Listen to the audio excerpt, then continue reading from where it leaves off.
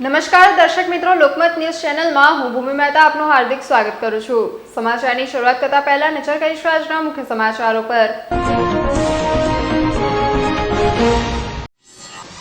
પીસીબીએ Delhi Mumbai express way પરથી આવી રહેલા શરાબના જથ્થા ભરેલા કન્ટેનરને ઝડપી પાડી 29 લાખ ઉપરાંતનો મુદ્દામાલ કબજે લેવાયો।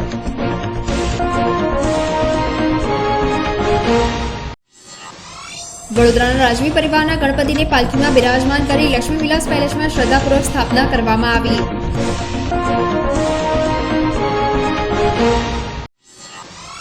લાડવાડા વિસ્તારમાં જર્જરિત મકાન ધરાશાયી થયું, પાણીગેટ ફાયર લશ્કરોએ કાર્યવાહી હાથ ધરી।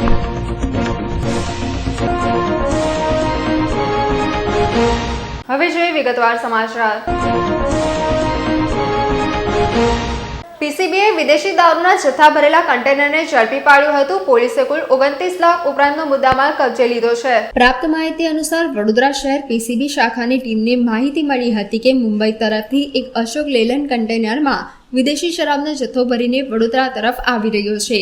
આ container Delhi Mumbai express highway પર થઈને ફાજલપુર તરફ નીકળનાર છે, જે માહિતીને આધારે પોલીસે વોચ ગોઠવી હતી।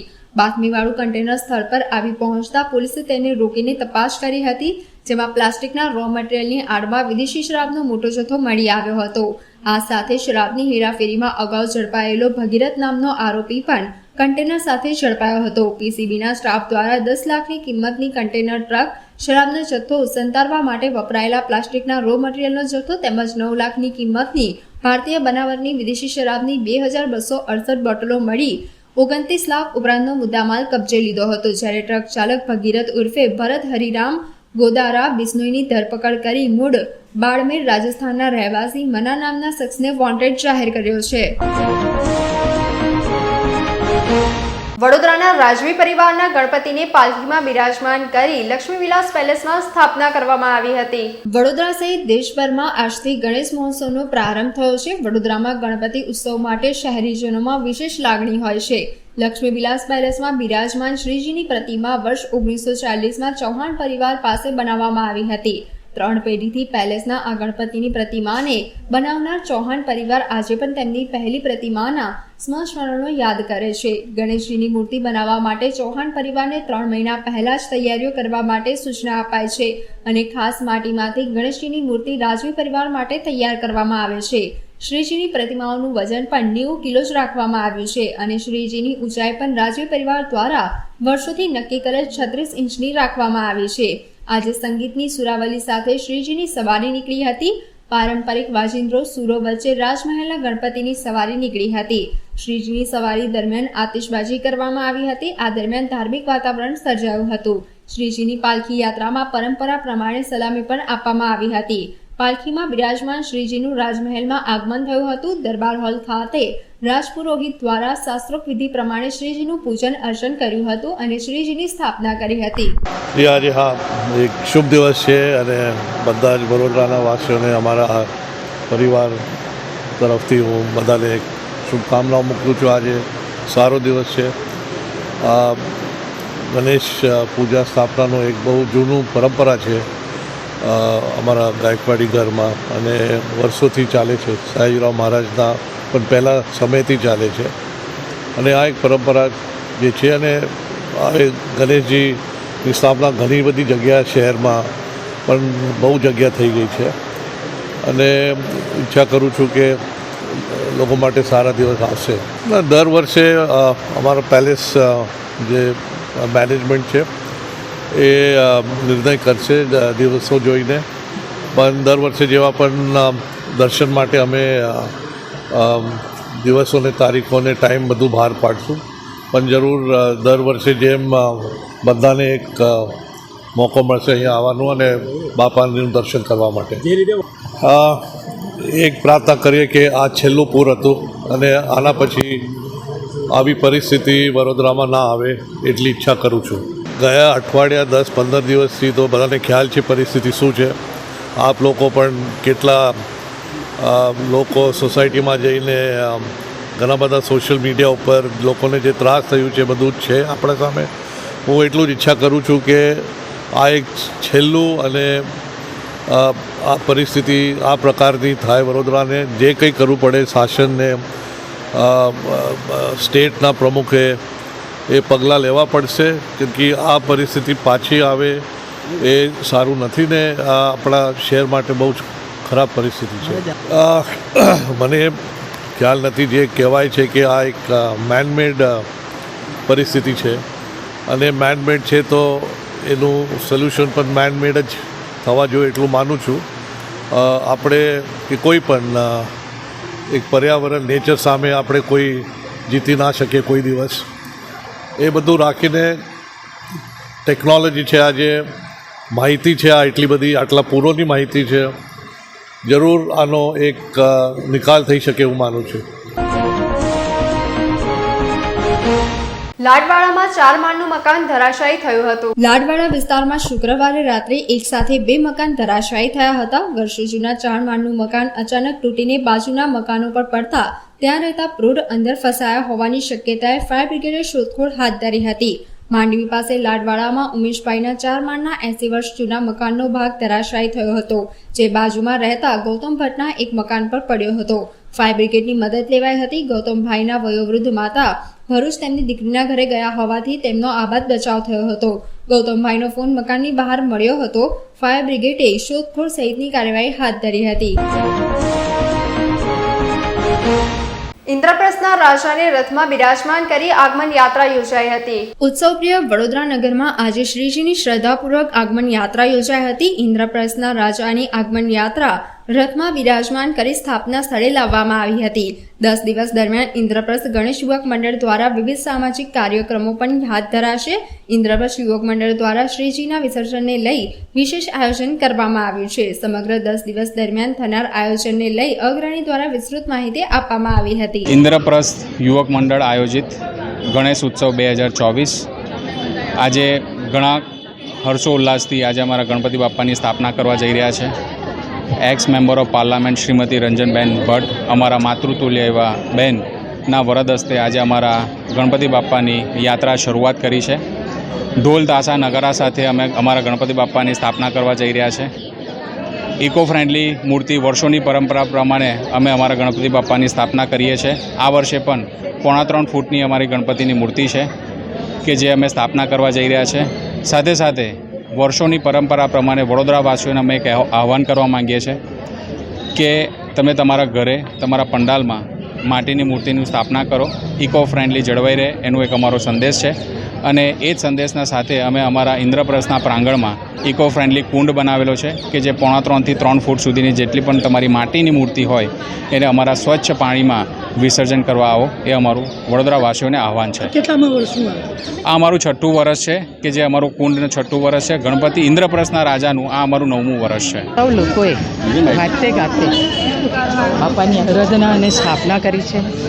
ઇન્દ્રપ્રસ્થ ગણેશ યુવક મંડળ દ્વારા દર વર્ષે ગણપતિ બાપાની આરાધના તો થાય જ છે, પણ એની સાથે સાથે આ વિસ્તારના ઇકો ફ્રેન્ડલી ગણપતિ બાપા, જે ઘણા લોકો મંડપમાં પણ બેસાડે છે બાપાને, તો ઘરે પણ બેસાડે છે, એ બધા જ ગણપતિ બાપાના વિસર્જન વખતે અહીંયા સરસ મજાનું કુંડ બનાવવામાં આવે છે અને ત્યાં હજારો લોકો આવીને ગણપતિ બાપાનું વિસર્જન પણ કરે છે. એટલી સુંદર વ્યવસ્થા ઇન્દ્રપ્રસ્થ ગણેશ યુવક મંડળ દ્વારા થાય છે. ઇન્દ્રપ્રસ્થ ગણેશ યુવા મંડળ અનેક સેવાકીય કાર્ય પણ કરે છે. કોવિડમાં લોકોને ટિફિન આપવાનું હોય કે દવા પહોંચાડવાની હોય, અનેક સેવાઓ ઇન્દ્રપ્રસ્થ દ્વારા કરવામાં આવી. હાલ પણ વડોદરા શહેરમાં 3 જગ્યાએ ઇન્દ્રપ્રસ્થનું રસોડું 5 રૂપિયામાં દરેક વ્યક્તિ કોઈ પણ ત્યાં આરામથી ગરમ ગરમ જમી શકે છે. એટલી સુંદર વ્યવસ્થા ઇન્દ્રપ્રસ્થ ગણેશ યુવક મંડળ દ્વારા કરવામાં આવે છે. આજે ગણપતિ બાપાને આજે અહીંયા લાવવામાં આવ્યા છે. ગણપતિ બાપા આવતીકાલથી વડોદરામાં બિરાજમાન છે. ઇન્દ્રપ્રસ્થના રાજા પણ બિરાજમાન થવા જઈ રહ્યા છે. આપણે સૌ બાપાને પ્રાર્થના કરીએ, ગણપતિ બાપા, વડોદરામાં અતિવૃષ્ટિ વરસાદ ખૂબ પડ્યો છે, બસ હવે ખમયા કરો અને મારા વડોદરાવાસીની ઉપર કોઈ પણ વિઘ્ન ન આવે એવી બાપાને પ્રાર્થના કરું છું. આ વર્ષે ઇન્દ્રપ્રસ્થના રાજાનું એક રથયાત્રામાં રથમાં બિરાજમાન કરી તેમને ઇન્દ્રપ્રસ્થની ભૂમિમાં લાવવામાં આવ્યા છે. આ વર્ષે પણ ઇન્દ્રપ્રસ્થ યુવક મંડળ દ્વારા આ 10 દિવસ દરમિયાન અનેક સામાજિક કાર્યો કરવામાં આવશે. 5 વર્ષ પહેલાં ઇન્દ્રપ્રસ્થને કોઈ ઓળખતું નહોતું, પણ ઇન્દ્રપ્રસ્થ ગણેશ ઉત્સવથી જ અનેક સામાજિક કાર્યો અમને શ્રીજીના એક આશીર્વાદથી કરતા આવ્યા છે અને આવા જ આશીર્વાદ સદાય અમારા પર રહેશે તેવી અમારી પ્રાર્થના છે. સ્ટેન્ડિંગ કમિટીની બેઠક પાલિકા ખાતે યોજાઈ હતી. વડોદરા મહાનગરપાલિકાની સ્થાયી સમિતિની બેઠક યોજાઈ હતી. એક દરખાસ્ત ચીફ ઓડિટરના રિપોર્ટની હતી. આ દરખાસ્ત ધ્યાનમાં લેવાઈ હતી. 2 દરખાસ્ત વધારાની હતી, જેમાં વડોદરામાં પૂરની પરિસ્થિતિ બાદ રસ્તાના ખાડા પડેલ છે, ત્યારે ગણેશ ઉત્સવને ધ્યાનમાં લઈ પેચવર્કનું કામ થશે. 2500 રૂપિયા પ્રતિ ટન અને 67 રૂપિયા પ્રતિ ચોરસ મીટરના સીલ કોટ કરવા પ્રાઇવેટ કોન્ટ્રાક્ટર પાસેથી લેવામાં આવશે, જેથી યુદ્ધના ધોરણ કામ થશે. નવલખી તળાવમાં થનાર કામને મંજૂર કરાયું છે, જે સંદર્ભે સ્થાયી સમિતિ અધ્યક્ષ શીતલ મિસ્ત્રી દ્વારા માહિતી આપી હતી. આજની સ્ટેન્ડિંગ કમિટીમાં ટોટલ 3 દરખાસ્તો ચડાવવામાં આવી હતી.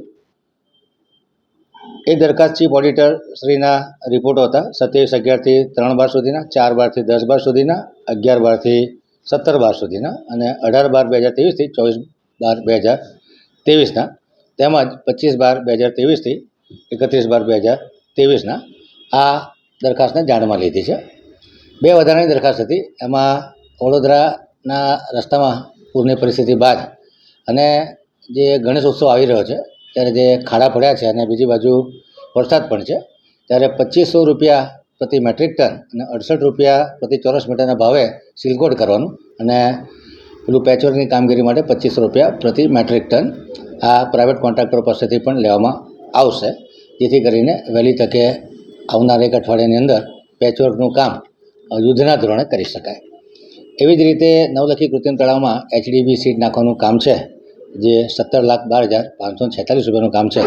આ બંને કામને મંજૂર કરવામાં. સદનસીબે ગેરંટીવાળા કોઈ રોડ પર ખાડા પડ્યા નથી, સિવાય કે કોઈ જગ્યાએ ડ્રેનેજ લાઇન કે હોય, જેણે ડ્રેનેજ લાઇન કે વરસાદી નાખી હોય તેના જ સ્કોપમાં હોય છે કે ફૂલ ડેપ્થ રિસ્ટોરેશન કરવાનું અને પાછી ફરી 5 વર્ષની ગેરંટી વોરંટી આપવાની. એટલે આ ગેરંટી વોરંટી વગરના રોડ ઉપર પેચવર્ક કરવામાં આવશે. ગેરંટી રોડ પર એક પણ ખરાબ નહીં પડે. આ ભાંજીભાઈ કોર્પોરેટ જે છે સ્થાયી સમિતિના સભ્ય પણ છે, શું રજૂઆત કરી તમને જે રીતે? ભાંજીભાઈએ કમિશનર સાહેબને રજૂઆત કરી છે અને એ રજૂઆતમાં જે આ વખતે ઉત્તર ઝોનમાં ખાસ કરીને વોર્ડ નંબર 2 અને 3માં જે પાણી ભરાયા છે એમાં ઘણી જગ્યાએ જે ભૂખી ઘાસ છે એમાં બોટલનેક છે, તો એના નાળા પહોળા કરવા અને એક ઇન્ટિગ્રેટેડ પ્રોજેક્ટ બનાવી અને એની પર કામ કરવાની જરૂર છે એવી એમની રજૂઆત હતી. થોડો લાંબા ગાળાનો પ્રોજેક્ટ છે. એમની વાત સાંભળી અને ટેકનિકલ એનાલિસિસ કરી અને આગળના સમયમાં શું કરવું એ નક્કી કરવામાં આવશે. તો એમની મુખ્ય રજૂઆત કમિશનર નિઝામપુરા ડેપો જે બન્યો જેના પર વરસાદી કાસમાં જે સ્લેબ અને દિવાલ તોડવામાં આવી ચાલુ વરસાદમાં, શું માનો છો? પહેલાં જ રજૂઆત થતી હતી કે ગેરકાયદેસર રીતે સ્લેબ કરવામાં આવી રહી છે, દિવાલ બનાવવામાં આવી રહી છે, એ વખતે ધ્યાન નહીં આપ્યું. હવે પણ કાર્યવાહી કરાશે ખરા? મેં કીધું એમ કે એરિયાના જે લોકલ કાઉન્સિલર છે, ભાણજીભાઈ અમારા સ્થાયી સમિતિના અધ્યક્ષ છે, એરિયાના અન્ય કાઉન્સિલરો છે, એમની જે લાગણી હશે, કારણ કે પોતે લોકલ એરિયામાં રહે છે અને લોકલ એરિયાના જે પ્રશ્નો છે એ નાગરિકો દ્વારા અને પોતે પણ એરિયામાં સારી મહેનત કરી અને એના ફીડબેક લીધા છે. એ સિવાય અમે એરિયલ સર્વે કરાવીશું અને જે કોઈ ફીડબેક હશે વત્તા અમારી PMC એજન્સી આ બધાનો ઓપિનિયન લઈ અને એક ઇન્ટિગ્રેટેડ રિપોર્ટ કરી અને ભવિષ્યમાં ફરી પાણી ન ભરે એ માટે લાંબા ગાળાનો સવાલ છે. નિઝામપુરા જે ડેપો બંધાવવામાં આવ્યો એ બધું તમારે પહેલાં બંધાવવામાં આવ્યો, તો અત્યારે પાણી ભરાયું, તેના દિવાલ તોડી સ્લેબ તોડીને ત્યાર પછી પાણીનો નિકાલ થયો, જે વરસાદી કાચ પર બનાવી દેવામાં આવ્યો હતો, એ દૂર કરાશે ખરા? મેં કીધું કે સ્લેબ તોડવામાં પણ ભાણજીભાઈનો મુખ્ય રોલ હતો અને જરૂર લાગશે તો એ દબાણો દૂર કરી દેવા. પ્રોહિબિશનના ગુનાઓમાં સંડોવાયેલા 3 ઇસમોની પાસાધારા હેઠળ અટકાયત કરી અલગ અલગ જેલમાં મોકલી આપવામાં આવ્યા હતા. પ્રોહિબિશનના આરોપી રોહિત રતનકુમાર લેડવાણી, અબુ તાલીમ, મીરુ મિયા મલિક, રામ પ્રવેશ રામ અવતાર શર્માને બાપુત પોલીસ સ્ટેશન દ્વારા પાસા વોરંટની બજવણી કરી પાસાધારા હેઠળ અટકાયતમાં લઈ અમદાવાદ, રાજકોટ, મહેસાણા મધ્યસ્થ જેલ ખાતે પાસા હેઠળ અટકાયતમાં રાખવા મોકલી આપેલ છે. નારાયણ હોટલ સામેથી ચોરી કરેલ હોન્ડા એક્ટિવા સાથે ઈસમને એસઓજીએ ઝડપી પાડ્યો હતો.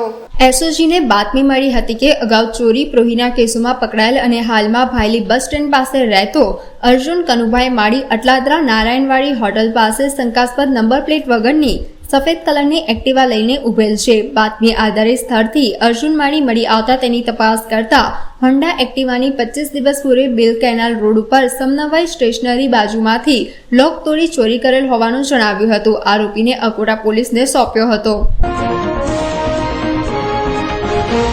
વડોદરા સેવા સદનના વોર્ડ નંબર 3ના મહિલા કાઉન્સિલર રૂપલ મહેતાને કડવો અનુભવ થયો હતો.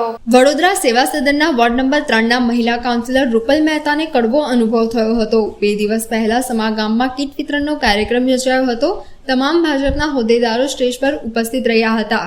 કાર્યક્રમ દરમિયાન કાર્યકર કરસન ભરવાડે મહિલા કાઉન્સિલર સાથે ગેરવર્તણૂક કર્યું હોવાના આક્ષેપ થયા હતા. કાર્યકર કરસન ભરવાડે મહિલા કાઉન્સિલરને સ્ટેજ પરથી અપમાનિત કરી નીચે ઉતાર્યા હતા. આ મામલે મહિલા કાઉન્સિલર પ્રભારી ગુરધન ઝફડિયાને રજૂઆતો કરવા કાર્યાલય આવી પહોંચ્યા હતા તથા પ્રભારી ગુરધન ઝફડિયાને રજૂઆત કરી હતી. રજૂઆત કર્યા બાદ મહિલા કાઉન્સિલર રૂપલ મહેતાની આંખોમાંથી આંસુ સરી પડ્યા હતા.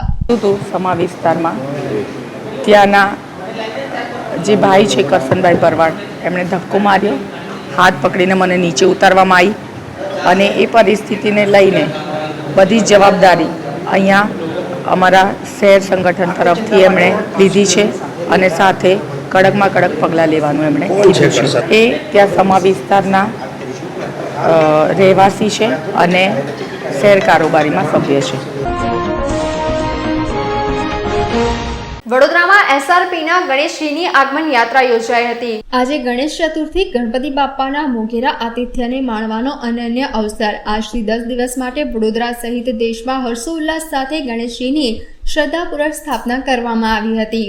વડોદરા શહેરના રાજમાર્ગો પર ગણપતિ બાપ્પા મોર્યાના નાદ સાથે શ્રીજીની ભવ્ય સવારીઓ નીકળી હતી. એસઆરપીના કર્મચારીઓ દ્વારા શ્રીજીની ગાર્ડ ઓફ ઓનર તથા બેન્ડ બાજા સાથે આગમન યાત્રા કાઢવામાં આવી હતી. એસઆરપી ગ્રુપના શ્રીજીની આન બાન અને શાન સાથે ભવ્ય આગમન યાત્રા યોજાઈ હતી.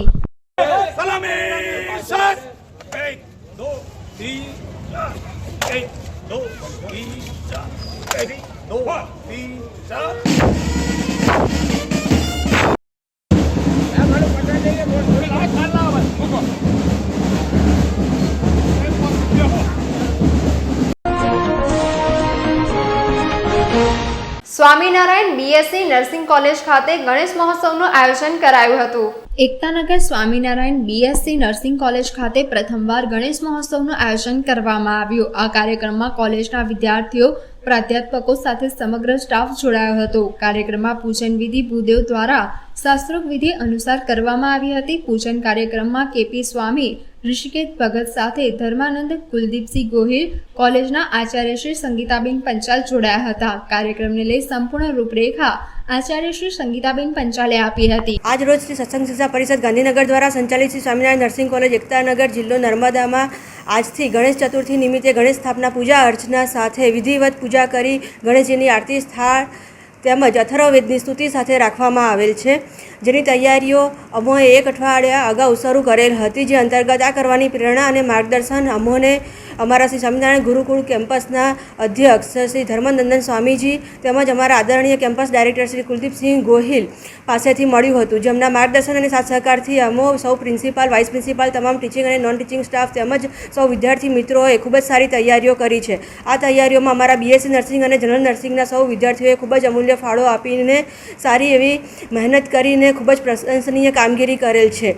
આ તમામ તૈયારીઓના ભાગરૂપે રોજ અમારે સવારે 8:30 વાગે આરતી પૂજા તેમજ પ્રસાદ વહેંચવામાં આવશે અને સાંજના 7:30 વાગે પણ નિયમિત રૂપે વિસર્જનના અંતિમ દિવસ સુધી સવારમાં પૂજા આરતી તેમજ સાંજના સમયે પણ પૂજા આરતી અને પ્રસાદ રાખવામાં આવેલ છે. આ ઉપરાંત વિસર્જનના દિવસે વિધિવત પૂજા સાથે આરતી અર્ચના કરવામાં આવશે અને વિઘ્નહર્તા ગણપતિ દાદાને 56 ભોગની પ્રસાદી ધરાવવામાં આવશે.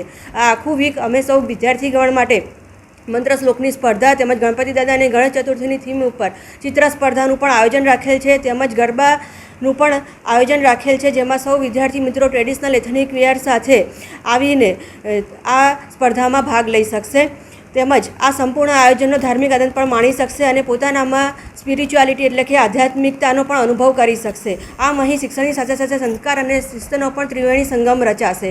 આ આયોજન પાછળનો અમારો ઉદ્દેશ્ય એ છે કે અમારા સૌ BSc નર્સિંગ અને GNM કોર્સના વિદ્યાર્થીઓમાં શિક્ષણની સાથે સાથે આધ્યાત્મિકતાનો પણ વિકાસ થાય અને તેઓ પણ ભગવાન શ્રી ગણેશજી પ્રત્યે આ ગણેશ પર્વ નિમિત્તે ભક્તિ અને શ્રદ્ધા પ્રત્યે સ્થિત પ્રજ્ઞ બને એ હેતુથી આ પ્રશંસનીય ગણેશ પર્વની ઉજવણી કરવામાં આવી રહી છે. ઠીકરિયા ગામ ખાતે શ્રદ્ધાપૂર્વક ગણેશજીની આગમન યાત્રાનું આયોજન કરવામાં આવ્યું હતું. મહારાષ્ટ્ર બાદ જો સૌથી વધુ ગણેશ ઉત્સવ ઉજવવામાં આવતો હોય છે ત્યારે ઠીકરિયા ખાતે મોટી સંખ્યામાં ગામના રહેવાસીઓ તેમજ ભાવિક ભક્તો જોડાયા હતા. ત્યારે ડીજેના તાલ ઉપર મોટી સંખ્યામાં ઉપસ્થિત ભાવિક ભક્તો તેમજ ગામના રહેવાસીઓ મન મૂકીને ઝૂમી ઉઠ્યા હતા.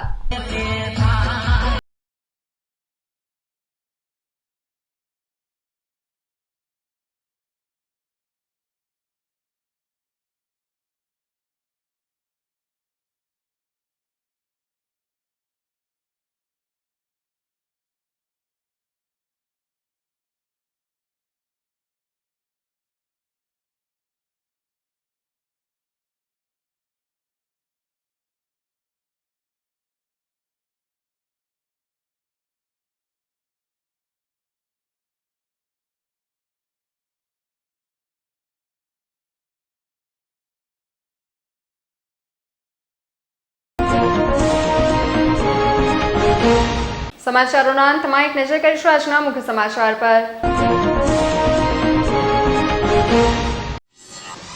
PCBએ દિલ્હી મુંબઈ એક્સપ્રેસ વે પરથી આવી રહેલા શરાબના જથ્થા ભરેલા કન્ટેનરને ઝડપી પાડી 29 લાખ ઉપરાંતનો મુદ્દામાલ કબજે લેવાયો.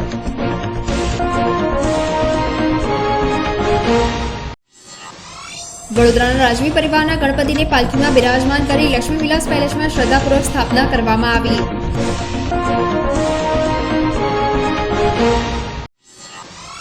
લાડવાડા વિસ્તારમાં જર્જરિત મકાન ધરાશાયી થયું. પાણીગેટ ફાયર લશ્કરોએ કાર્યવાહી હાથ ધરી.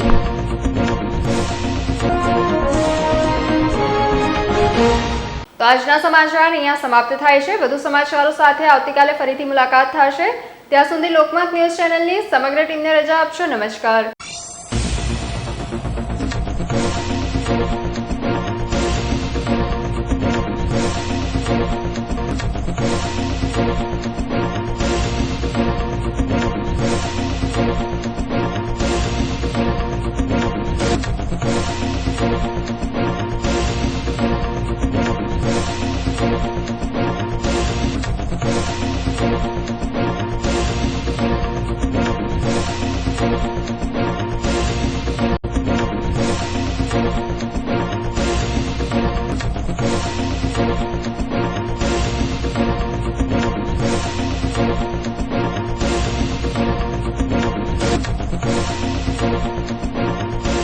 સમાચારોના સતત અપડેટ મેળવવા માટે લોકમત ન્યૂઝને YouTube ઉપર સબસ્ક્રાઇબ કરો, બેલ આઇકોન દબાવો અને અમારી સાથે જોડાયેલ રહો. ફેસબુક, ઇન્સ્ટાગ્રામ અને ટ્વિટર ઉપર.